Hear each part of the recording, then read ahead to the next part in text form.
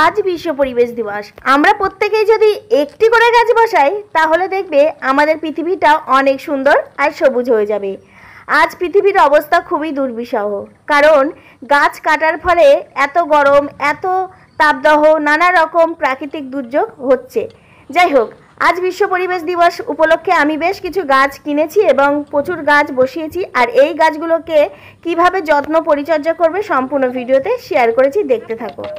নমস্কার বন্ধুরা, আজকের ভিডিওটি দেখলে আশা করছি তোমাদের বাগান করতে অনেক সুবিধা হবে। নার্সারি থেকে গাছ এনে এই সময়ে বসানোর উপযুক্ত সময়, কিভাবে মাটি প্রস্তুত করবে, কি খাবার প্রয়োগ করবে আর কি যত্ন নিলে সমস্ত গাছগুলো বেঁচে যাবে। দ্বিতীয়ত, ছাদ ভালো রাখতে এই বর্ষাতে কি কি কাজ করতে হবে, কি করলে ছাদের লোড হবে না আর ছাদ ভালো থাকবে, সম্পূর্ণ ভিডিওতে শেয়ার করেছি, দেখতে থাকো।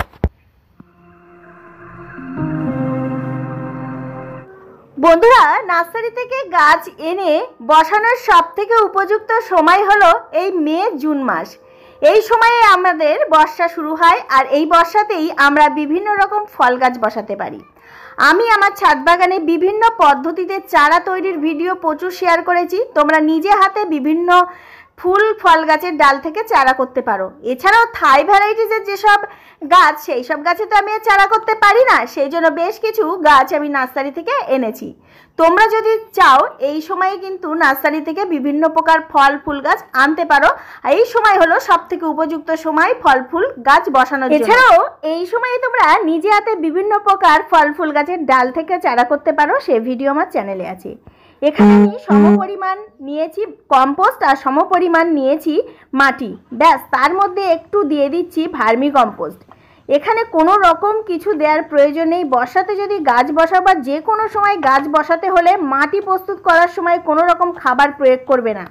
চলো বন্ধুরা, গাছ প্রতিস্থাপনের সঠিক নিয়মটি আমরা জেনে নিই। টবের ছিদ্র অনুযায়ী আমরা এরকম কাঁকড় খোলা বা খোলাকুচি দিয়ে দেব।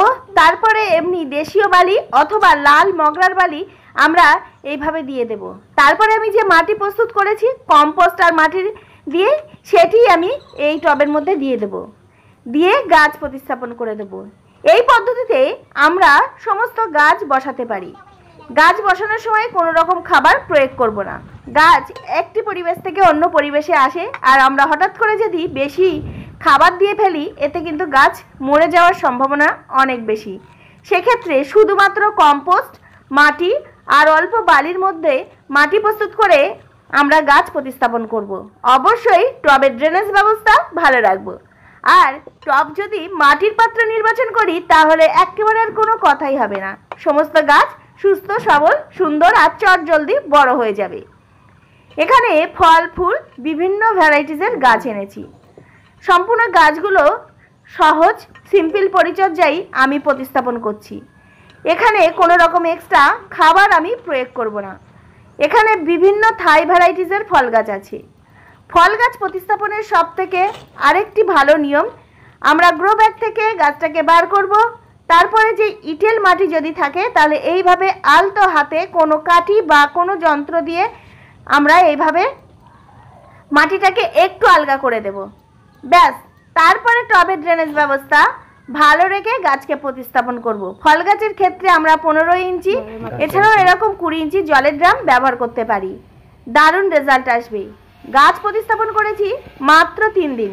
3 দিনের মধ্যে প্রত্যেকটি গাছ সুস্থ সুন্দর এবং সবুজ আছে। এখন যেহেতু প্রতিদিন বৃষ্টি হচ্ছে, সেক্ষেত্রে আমরা সরাসরি ছাদেই রাখতে পারি।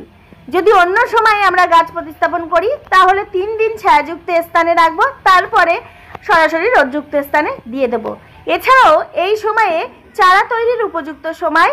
এছাড়াও অনেক টব আছে যেগুলো ছোট টব আর গাছগুলো অনেক বড় হয়ে গেছে, সেক্ষেত্রেও আমরা এই সময়টাকে কাজে লাগিয়ে টব চেঞ্জ করতে পারি। এখানে অ্যালামন্ডার গাছ ছিল অনেক বড়, তো সেটাকে আমি 2 টুকরো করে, অর্থাৎ দুই দিকে আমি ভাগ করে আমি 2টো গাছ তৈরি করে নিয়ে আমি অন্য টবে প্রতিস্থাপন করব। এছাড়াও এই সময়ে শীতের জন্য যদি মনে করো পুঁইশাক গাছ করব, মিঠুলি খেতে চাও, তাহলে বর্ষার সময় সবথেকে উপযুক্ত সময়। বীজ বসাতে পারো, চারা তৈরি করে সেই চারা বসাতে পারো। এছাড়াও বাজার থেকে পুঁইশাকের ডাল এনেও ছাদ বাগানে বসাতে পারো। আমি কয়েকটি বীজ ছড়িয়ে দিয়েছিলাম, সেগুলোই এই ফলের ক্যারেটের মধ্যে বসিয়ে দিচ্ছি।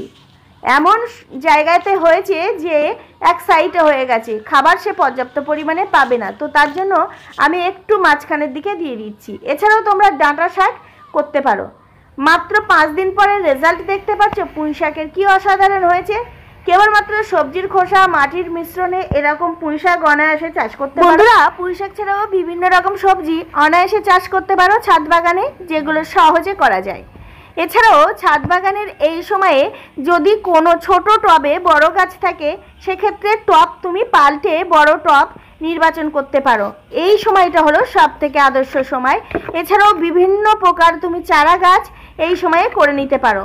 এই কামরাঙা গাছ ছাড়াও অন্যান্য ফল গাছ ছিল, সেগুলো আমি বড় টব নির্বাচন করেছি, কারণ ছোট টবে ছিল। আমরা যারা ছাদ বাগানি, ছাদে কন্টিনিউ বাগান করি, সেক্ষেত্রে আমাদের ছাদটাকে বাঁচিয়ে রাখার সবথেকে আদর্শ সময় এই বর্ষাতে বেশি পরিমাণে ছাদ ক্ষতিগ্রস্ত হয়। সেক্ষেত্রে কয়েকটি টিপস ফলো করলে ছাদ নষ্ট হওয়ার একেবারে চান্স থাকবে না। প্রথমত, ছাদে কোনো রকম শ্যাওলা জন্মাতে দিলে চলবে না, ছাদ সবসময় পরিষ্কার রাখতে হবে। দ্বিতীয়ত, ছাদের উপরে কোনো রকম শ্যাওলা পাতা যদি আস্তরণ পড়ে থাকে, এতেও কিন্তু ছাদ নষ্ট হয়ে যাবে। তৃতীয়ত, সরাসরি টবগুলোকে ছাদের উপরে রাখবো না, এখানে আমরা কোনো পট স্ট্যান্ডের মধ্যে রাখবো।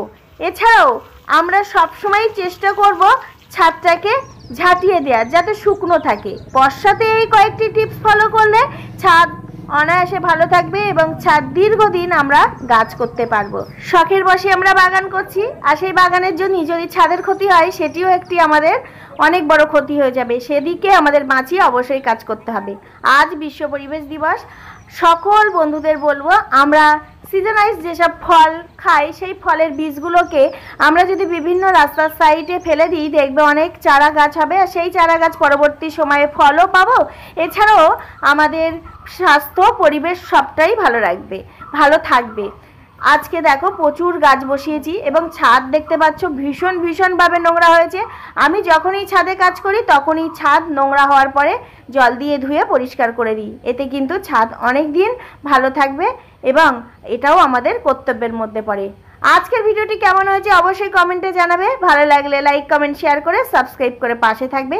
টাটা। আবার আসবো নতুন কোনো গাছ সংক্রান্ত বিষয় নিয়ে। ভালো থেকো, সুস্থ থেকো।